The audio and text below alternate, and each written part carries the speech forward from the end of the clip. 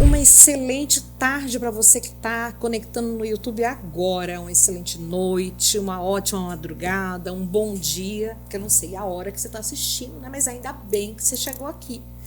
E eu tenho hoje também a oportunidade de ter um entrevistado que ele pode nos ajudar a repensar algumas coisas e analisar o nosso cotidiano, a nossa coletividade. Eu estou aqui com o doutor Rodrigo de Jesus. Como vai? Olá, tudo bem, doutor? Vai. E hoje a gente quer tocar num assunto que não é apenas curiosidade, porque você tem em volta na sociedade e tudo mais, você tem dois quadros. Você tem a pessoa bipolar e você tem a pessoa esquizofrênica. E a gente tem que tocar nesse assunto para a gente conseguir pensar melhor, porque eu até entrevistei aqui o Luiz Fernando Fernandes, que ele faz uma terapia para bipolaridade. E ele faz essa terapia dele, é uma coisa bem legal, super recomendo o Luiz Fernando como terapeuta. Doutor, o que são esses dois diagnósticos, ou eles se confundem? O que é isso desse assunto? Sim, eles se confundem, né? A bipolaridade é um transtorno de humor, né? Onde você tem alterações que você pode ter, como o nome diz, bi, porque duas. Ou você pode ter um episódio depressivo, ou você pode ter um episódio onde você tem um aumento da energia, uma diminuição da necessidade de sono, um pensamento acelerado, que a gente chama de uma euforia, né? A pessoa fica mais eufórica, que você pode ou não ter sintomas psicóticos, né? Um quadro de mania ou hipomania, tá? O que difere um pouco é a gravidade. A mania é mais grave, todo mundo percebe quando alguém está num quadro de mania, porque é muito forte. O que é um quadro de mania? Explica para nós. Um quadro de mania seria esse quadro onde a pessoa tem um aumento exagerado da energia, tem pensamentos grandiosos, pode ter sintomas psicóticos, ter alucinações visuais, auditivas, pode achar que tem poder, pode ter delírios místicos religiosos, diminui a necessidade do sono, entendeu? Não dorme quase nada à noite. Tem uma energia muito grande, quer trabalhar, quer fazer um monte de coisa, quer comprar tudo, quer comprar o mundo, acha que é dono de tudo. Então, uma pessoa que está em mania, ela está visivelmente comprometida da sua racionalidade. Qualquer um percebe isso. Você tem um quadro mais leve, que muitas vezes se confunde, ele não é tão evidente, aí é mais difícil de fazer o diagnóstico, a gente chama de hipomania. Existe uma elevação desse humor, existe um aumento da energia, uma diminuição da necessidade de sono, só que ele é mais sutil. Ele não ocorre com episódios, por exemplo, assim, como na mania de psicose, entendeu? Como alterações. O que é uma mania de psicose? Me explica então, sobre você. Vamos lá. O que é uma psicose? Quando você tem alterações do pensamento, quebras do pensamento. Então, se eu começo a ter um pensamento ali, onde eu começo a ouvir vozes, igual aquela mulher lá acho que foi no Rio de Janeiro, São Paulo, que saiu com um mendigo, e ela via ali naquela situação que aquele homem tinha a imagem de Deus falando com ela, vi Deus falando com ela, de repente ela viu o marido.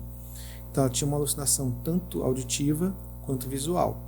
E ela, acredito que, se não me engano, ela era bipolar, estava num quadro de mania ali, entendeu? Então, assim, esse é um quadro onde a pessoa tem essa quebra do padrão, digamos, do pensamento, do raciocínio ali. Então tem uma energia muito grande, aumenta a sexualidade, etc. Perde esse freio que a gente tem, digamos, o freio moral, tá? E quando você tem a hipomania, você tem um aumento da energia, mas você não tem tanto comprometimento do pensamento. Você não compromete tanto. Então eu posso ter uma pessoa que está em hipomania, ela está irritada, está dormindo pouco, está com o pensamento acelerado, está hipersexualizada, mas ela não chega a comprometer tanto o funcionamento dela. Em alguns casos sim, em alguns casos, mas não é completo como a mania. E aí você tem o inverso disso, que é a depressão. Que é o contrário. Que é o contrário disso. Então você da tem bipolaridade. Que é o contrário, diminuição da energia, choro, angústia, tristeza, falta de vontade de fazer as coisas. Então não tem como ser Por isso, depressivo bipolar. e bipolar ao mesmo tempo. Você pode ter alterações de um para o outro. Então eu posso ter quadros onde eu alterno isso. Eu tenho um momento que eu estou deprimido e de repente eu mudo, como se virasse uma chave, para um quadro de euforia. Euforia, assim do nada. Isso. Entendeu? Mas não é uma coisa tão rápida assim, não é agora e daqui a pouco eu tô. Não. É um período, dias, por exemplo. 2, 3 dias, 4 dias assim, depois oscila. Entendeu? Não é só uma coisa assim, mudou de uma hora para outra. Assim, tá triste agora. Não é assim. Então, existe uma certa estabilidade. Dentro dessa instabilidade, existe uma estabilidade de um ou outro. Complicado, né? E a esquizofrenia? O que é a esquizofrenia? Que eu até estava em off comentando contigo em relação a uma pessoa que eu conheci, que ela jurava que tinha um portal da segunda dimensão na minha casa, que era um espelho. Sim. Né? Então, já a esquizofrenia já é um outro diagnóstico onde você tem alterações do pensamento, você tem a quebra do pensamento. E dentro disso você tem o que a gente chama de sintomas positivos na psiquiatria, que são sintomas de alucinação visuais e auditivas, delírios. Então aí eu começo a falar com seres de outro mundo, eu começo a ouvir vozes, a podendo achar que tem poder. Só que qual que é a diferença? É que geralmente a esquizofrenia ela tem alguns sinais que antecedem isso. A pessoa ela vai ficando mais embotada, a gente fala, vai ficando mais fechada, vai se isolando, ela vai dando sinais que aquele funcionamento que ela tinha, ela vai se perdendo, ela vai se isolando, ela vai ficando desconfiada, porque ela vai percebendo que esse mundo está mudando. Quando ela percebe, o mundo vai mudando, até que ela manifesta os sintomas. Então você tem situações pré-diagnóstico, digamos assim, antes da doença se instalar mesmo, chamam de pródromos. Então você tem sinais que te alertam para isso. Agora, claro, pode ter pessoas que vão abrir um determinado quadro com sintoma psicótico. Vai ter uma crise psicótica. O que é uma crise pode psicótica? ser. A crise psicótica são alterações do pensamento, onde você pode ser induzido, por exemplo, por uma droga. Vamos supor, uma pessoa que de repente estava ali bem, fez uso de maconha e desenvolveu um quadro psicótico. Começou a ter alucinações visuais, auditivas, agitação psicomotora, agressividade, você entendeu? Alteração do sono ali, mas ela pelo uso da substância. Ou simplesmente a pessoa entrou nesse quadro por uma outra questão. Ou também uso excessivo de bebida alcoólica também ao mesmo tempo? Como é que é? É só... A bebida alcoólica, ela causa outros tipos de alterações. Não necessariamente você vai ter um cara desencadeando a esquizofrenia por causa do uso da bebida. O que você pode acontecer é você ter um uso crônico e aí você vai deteriorando o seu sistema nervoso central, entendeu? Mas o que a gente percebe às vezes é que algumas drogas elas vão induzir mais a esquizofrenia, porque também tem um componente genético. Tem componente Tem um genético? componente genético. Só que o que acontece? O fato de eu ter uma genética que predispõe eu a ter o transtorno não quer dizer que eu vá ter o transtorno. Existe uma predisposição. E aí eu vou fazer um paralelo. Todo mundo que fuma tem câncer? Não. De pulmão? Não. Mas existe uma chance aumentada. E aquelas pessoas que têm a genética predisponente vão ter uma chance muito maior que as outras. Porque senão todo mundo que fumava teria câncer. Então, todo mundo que dirige em alta velocidade vai bater o carro? Não. Mas existe uma probabilidade maior de quem dirige em alta velocidade bater o carro. E aí, quem dirige em alta velocidade vai morrer ao bater o carro? Aí depende também, existe uma chance maior. Então, é uma questão de razão de chances de acontecer ou não. Você tem uma genética que predispõe ao aparecimento da doença. Se você dá mecanismo para essa doença se manifestar, a chance vai aumentar. Então, se eu colocar num terreno propício, então, eu tenho a genética que me favorece e eu uso, por exemplo, maconha, que a gente sabe que a maconha está associada mais ao risco de causar esquizofrenia, eu vou poder desenvolver a esquizofrenia muito mais fácil. A maconha está ligada à esquizofrenia? Ela pode sim ativar, como também pode desenvolver. Hoje você já tem alguns estudos que falam isso. Que mesmo se eu, vamos supor, eu não tenho genética, não tem ninguém na minha família que tem esquizofrenia, certo? Mas eu começo a me fazer o uso da maconha. Eu posso vir e fazer o que eu falei anteriormente de mudança gênica pelo ambiente. Eu posso ocasionar uma mudança gênica dentro do meu sistema, onde eu posso desencadear a doença pelo uso da maconha. Eu não tinha a predisposição, mas eu ocasionei uma alteração de ambiente. Entendeu? E a diferença para a esquizofrenia, por exemplo? A gente está falando do bipolar, né? Não, agora Não, eu falei, agora que eu falo do bipolar, perdão. isso, eu falei bipolar anteriormente, depois eu falei da esquizofrenia, que é sintomas positivos, e aí também tem sintomas negativos, que são a queda do humor, sintomas depressivos, apatia, falta de interesse pela vida, tal. E tem episódios de euforia muito grande. Por exemplo, na esquizofrenia. Não, a esquizofrenia geralmente não tem. Tem a questão da agitação psicomotora. Às vezes a pessoa fica ali com a sensação de perseguição, imaginando que monstros estão me perseguindo, vai ficar agitada, ficar agressiva. Você entendeu? Por conta disso. Por uma percepção equivocada do ambiente. Tem essa dificuldade de leitura do ambiente? Ou tem a leitura distorcida? A leitura distorcida.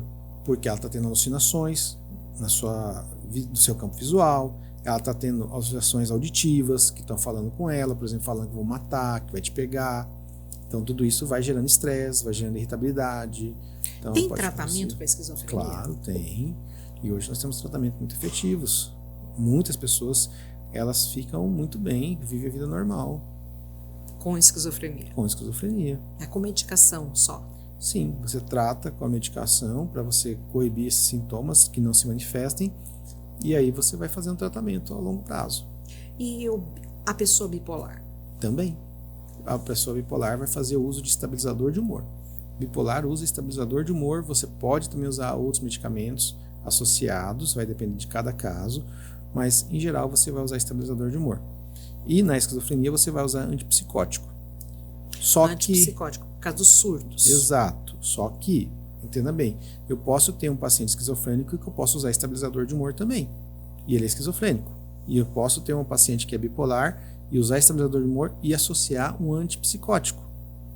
Entendeu? Então, uma medicação, embora a medicação é indicada para um e para outro, ela pode ser usada em ambos os casos.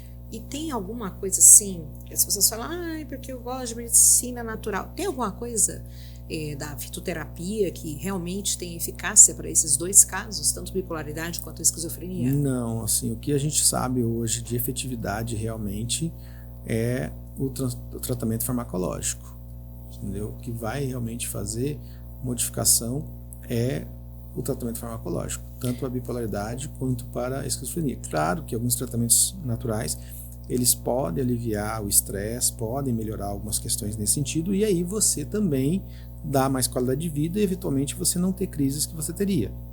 Entendeu? Nesse aspecto, sim. Eu quero fazer uma pergunta aqui, que é uma curiosidade minha. Tem pessoas, não é nem sobre esse assunto ou no outro, que chegam numa idade mais madura, por exemplo, 60 anos, e apresentam quadros de depressão. Sim. É muito comum isso? Sim. Na verdade, o que mais acontece é a depressão no idoso, né? É depressão no idoso? Porque, veja bem, quando a gente vai chegando numa idade mais avançada, o que acontece? Você tem privações de algumas habilidades que você tinha. Então, a sua memória já não é a mesma, a sua visão já não é a mesma, a sua capacidade de locomoção não é a mesma. Então, você tem limitações que são impostas pela própria idade. Então, lidar com isso é muito difícil. Sobretudo, ainda você tem doenças que vão aparecer com a idade. Hipertensão, diabetes, síndromes neurológicas, demências, etc. Até oncológicas. Então, tudo isso exerce sobre a pessoa uma sobrecarga muito grande. Então, essa pessoa vai estar muito mais exposta à doença mental do que outra pessoa. Entendeu? Porque ela já não tem, talvez, tantos recursos para lidar como quando ela era jovem. Então é natural que ela adoeça com mais facilidade. Por isso é importante a gente estar atento aos nossos avós, aos nossos pais, pessoas que estão ali vivendo com a gente, para a gente notar a mudança do padrão. Porque é difícil. Eles negam, né? Isso é comum, da negação. Não, eu não estou depressivo e tudo. Mas você está vendo aquele quadro depressivo ali. Muitas vezes a pessoa tenta justificar um comportamento. Porque você, às vezes, saber que você está doente, né? Principalmente uma doença que é muito subjetiva, é difícil pra gente. Por exemplo, você quebrar um braço, todo mundo viu que você quebrou o braço. A gente sabe como é quebrar um braço. A gente vê. Você tem ali algo, né, substancial. É diferente de algo que é subjetivo, que não tem como se explicar. Me explica qual que é a dor da depressão. Eu não consigo te explicar como que é a dor da depressão. É algo subjetivo, como você sente essa dor. Mas quais os sintomas que a família pode identificar da pessoa, as pessoas mais maduras que estão entrando nesse quadro de depressão, ou que já estão, e aí aquela mudança de comportamento, quais são os sintomas principais? Em doenças mentais, no geral, não vamos falar só de uma, mas estou falando de doenças mentais. Você mudar o padrão, mudar o comportamento, chama atenção. Por que esse ser humano, essa pessoa, mudou esse comportamento? O que está acontecendo com ela? Por que ela está se isolando mais? Por que ela está mais irritada? Por que ela está menos feliz? Por que ela não comparece mais aos eventos? Como que está o lidar no dia a dia? As limitações dela? Ela consegue tomar o banho? Ela consegue cuidar da sua higiene? Ela consegue se alimentar bem? Ela para de tomar banho? Ela está perdendo peso? Ela está conseguindo levantar? Está conseguindo dormir? Entendeu? A gente tem que estar atento às mudanças que acontecem, às manifestações que o corpo vai te falar, entendeu? Para a gente poder identificar melhor, né, essas mudanças e buscar o tratamento adequado. E a depressão, o Alzheimer, também está correlacionado com a depressão ou não? Então, veja bem, Alzheimer é uma outra doença, é uma demência, então ela está dentro da demência, é uma doença neurológica, onde, né, a gente acha que, a maioria das pessoas acha que demência é tudo igual, tá com demência, tá com Alzheimer, não. 65% das demências são Alzheimer, mas as demências podem ser outras. Eu posso ter, por exemplo, demência frontotemporal, que é o caso lá daquele ator Bruce Willis. Eu posso ter demência por corpúsculos Lewy. Eu posso ter demência vascular, por exemplo, um paciente que tem alterações vasculares cerebrais, que teve um AVC, um paciente que tem uma diabetes descompensada por muito tempo, vai lesando ali os vasos, entendeu? Doenças vasculites cerebrais. Então você tem vários outros quadros que podem causar. O que é mais comum é a doença de Alzheimer, que é um tipo de demência onde você tem alterações na estrutura cerebral, né, formação de placas beta-amiloides e neurofilamentos que vão deteriorando ali determinadas áreas do cérebro, que vai interferir na memória. Então você tem uma perda de memória mais insidiosa, assim, né, ela vai perdendo a longo prazo, por exemplo, não aparece de uma hora para outra. Ela vai aparecendo ela vai gradativamente. É como se a pessoa mudasse para um universo particular. Isso, você vai perdendo a memória gradativamente, você vai perdendo essa capacidade, geralmente é da memória recente, que vai ficando cada vez mais grave. Você vai esquecendo, por exemplo, a nomeação dos objetos, você vai esquecendo às vezes o nome das pessoas, depois você esquece os rostos, você esquece as histórias, você não consegue mais formular histórias novas, até você indo para as memórias mais antigas. Ela repete a mesma história? Pode repetir. É um sinal de demência ou é um sinal de alerta para o Alzheimer? Então, depende do contexto que isso está. A pessoa começou a repetir, você tem que pensar em alguma manifestação neurológica e tem que investigar. Entendeu? Mas então, a Alzheimer, ela é uma doença demencial que é a mais comum, que deve ser investigada. E aí você tem outras tantas demências que podem ter apresentações diferentes. Então, enquanto, por exemplo, no Alzheimer eu tenho essa perda de memória, uma frontotemporal eu tenho o quê? Uma desinibição, porque você perde o lobo frontal. Então você tem uma desinibição, você tem dificuldade de atenção, você tem agressividade, você tem uma desinibição, então a pessoa fica mais sexualizada, então são aqueles vozinhos às vezes que você vê que são mais taradinhos, entendeu? Porque ele perde esse freio, que é esse freio moral que o frontal nos dá, entendeu? Então a apresentação, como cada demência vai acontecer, é diferente de uma para outra. E é importante saber qual demência é para você ter o tratamento mais adequado.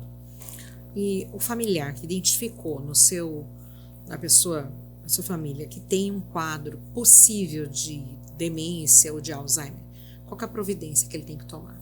Bom, inicialmente é procurar um especialista, né, para poder fazer os exames de triagem, identificar quais são, né, as alterações ali, para você poder ter o diagnóstico provável da doença e iniciar o tratamento.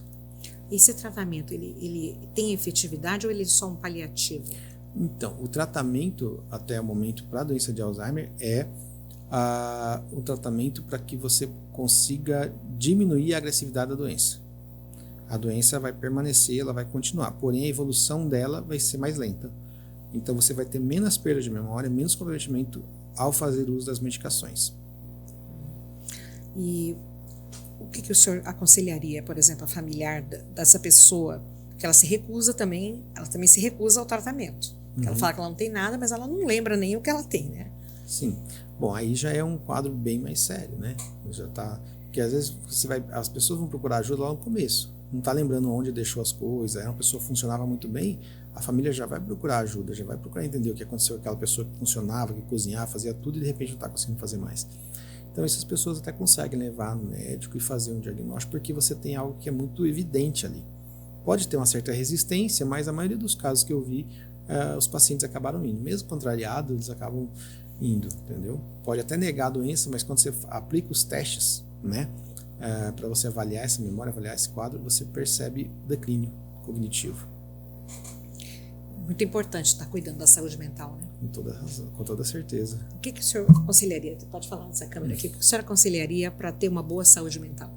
Então, eu sempre bato naquela tecla que é estilo de vida. Ter qualidade no estilo de vida. Você ter boas noites de sono, você ter atividade lúdica, você ter lazer, você ter um ambiente saudável, diminuir o estresse, fazer atividade física. Entendeu? Então, você partindo do princípio onde você vai cuidar da sua saúde, nesse sentido, você vai estar coibindo muitas doenças, você vai estar prevenindo muitas doenças de acontecerem. Tanto é que o que mais a gente consegue hoje é perceber prevenção doença de Alzheimer é dieta, principalmente dieta do Mediterrâneo e atividade física. Eu assisti uma série, acho que é no Netflix, que fala das zonas azuis, né? Que fala lá a ilha de Okinawa, fala da Grécia, Grécia. fala da Sicília, Sim. né? E tem uma cidade nos Estados Unidos, me parece, que todas têm em comum que a dieta, ela tá ligada à longevidade. Sim, que é a dieta mais rica em ômega 3, peixe, etc., né? Que é essa dieta do Mediterrâneo, rica em grãos, etc. Então, assim, eu acredito, né, que é pela própria questão de ser uma dieta saudável no ponto de vista de colesterol mesmo, entendeu? De prevenção de possíveis inflamações que a gente possa ter no organismo, entendeu? Que ela acaba tendo esse padrão de ser preventivo. Entendeu? Tem muita coisa que vai ser descoberta ainda. Não, e a vida está muito errada, né? Porque as pessoas comem quando conseguem, elas fazem o que elas podem, né? Elas nunca têm tempo para nada. Sim. Né? Então precisa de ter uma reorganizada. Na verdade, a tecnologia veio para dar mais qualidade de vida para a gente, mas o que a gente percebe é que cada vez menos a gente tem menos qualidade de vida com a tecnologia que a gente tem. Então, a gente consegue pagar uma conta do banco, né, pelo aplicativo, que teoricamente nos poupa tempo e a gente pode investir em outra coisa, mas a gente nunca tem o tempo que teoricamente a gente acha que tem, né? Então hoje a gente acaba sendo escravo do celular, da tecnologia, a gente nunca descansa. Verdade, grande verdade. Quem é muito fixado com o celular, que isso também é uma patologia, ou não? Então, chega a ser uma patologia? O que acontece, né? Essa interatividade do celular, ela chama muita atenção, né? Porque ela estimula muito a questão da descarga dopaminérgica, né? Então ela vai mudando muito, ela vai te dando muito acesso a coisas que depois você vai se prendendo muito ao celular, fica difícil. Então se a gente não tiver um policiamento realmente ativo da gente e falar, olha, eu preciso me cuidar, eu preciso olhar esse lado, e de repente isso a gente faz também com as pessoas que a gente está junto, que a outra pessoa vem e olha e fala, olha, você está usando muito celular, olha, vamos conversar, guarde seu celular, e você entender que isso é saudável. É isso que a pessoa precisa entender, que quando alguém está falando com você, não é que ela está te dando uma bronca, não é que ela está te tolindo, né, a sua liberdade de você não poder... Tem gente que está almoçando só do lado do celular, nem vê o que está comendo. Se você for na maioria dos restaurantes, você vai ver às vezes que vão sentar 4 pessoas e cada uma vai estar no seu celular. E aquele momento que era um momento de confraternização, que era um momento de se encontrar, que era um momento que você tinha para discutir, para se relacionar com as pessoas, para fazer ali a sua confraternização, ela ficou perdida. Ela não se concretizou de maneira... Por quê? Porque você estava no celular falando com outra pessoa que não estava ali. Então por que você está ali? Você tem 4 pessoas na mesa e as 4 estão falando com o celular, com outras pessoas. E chega a ser irritante também, né? Você vai reencontrar os colegas e tal, os seus amigos e tal, e você está lá, grudado no celular. Sim, exatamente. Então, assim, é preciso que a gente tenha essa parceria com as pessoas que estão conosco, né? Seja familiares, companheiros, amigos, de que essa pessoa pode ter a liberdade de falar, olha, vamos deixar esse tempo para nós aqui, para a gente fazer isso. Isso é na vida, no dia a dia. Confiscar os celulares Sim, todos. Chegar. sim, às vezes é o método mais assertivo é esse. Não é nem você, talvez, deixar o celular do lado da mesa. É você realmente desligar o celular e fazer aquele momento único para vocês. Eu acho que é o mais assertivo mesmo. Então vamos ter que tirar uma selfie agora, não sei o que, eu tenho que registrar esse momento. Sim, mas aí você liga, É? né? Porque muitas pessoas acabam se importando muito mais com o prato que ela vai postar do que realmente com o momento, entendeu? E, então, assim, é perdido isso. Eu, assim, eu tenho muita dificuldade de lembrar que eu tenho que tirar foto, por exemplo, de um prato que eu vou comer, uma coisa assim. Às vezes eu lembro, mas muitas vezes não. Porque eu acabo vencendo aquele momento ali. Não é que não uso o celular, não fica. Às vezes eu me policio, às vezes eu me peco também. A gente é humano, então às vezes eu vou estar ali conversando com alguma pessoa que mandou uma mensagem ali e tal, e não percebo. Então a gente tem que ter essa O negócio de consciência. ser imediato. Ah, não, tem que responder, Exato. me mandou, eu tenho que responder. Então, Ó, se ela não responder, tá A acontecendo alguma gente coisa. precisa fazer um exercício de autoconscientização para que a gente possa se libertar mais disso. Por quê? Porque tudo isso que a gente vive também é uma forma, como eu vou dizer, que as empresas têm de aprisionar nossa atenção. Então, é um produto, é algo que se está se fazendo para que a gente fique cada vez mais dependente, que a gente possa cada vez mais consumir mais, cada vez mais gastar mais, entendeu? E é por isso que hoje a internet dá tanto dinheiro, porque se não tivesse retorno, as pessoas não faziam. Então, vocês estão acompanhando aqui. Acabei de conversar com o Dr. Rodrigo. Você quer algum outro assunto? Marca a gente no Instagram, marca aqui no YouTube. Vou encaminhar para o Dr. Rodrigo. Dr. Rodrigo, qual que é o seu Instagram? @Dr. Rodrigo de Jesus. Muito obrigada pela sua presença e pelas suas informações, né, e pela sua ajuda às pessoas. Acho que informar é a melhor maneira. Com certeza. E para vocês acompanhar a gente, segue a gente aí, por favor, clica aí no sininho, tá? Muito obrigada. Tchau.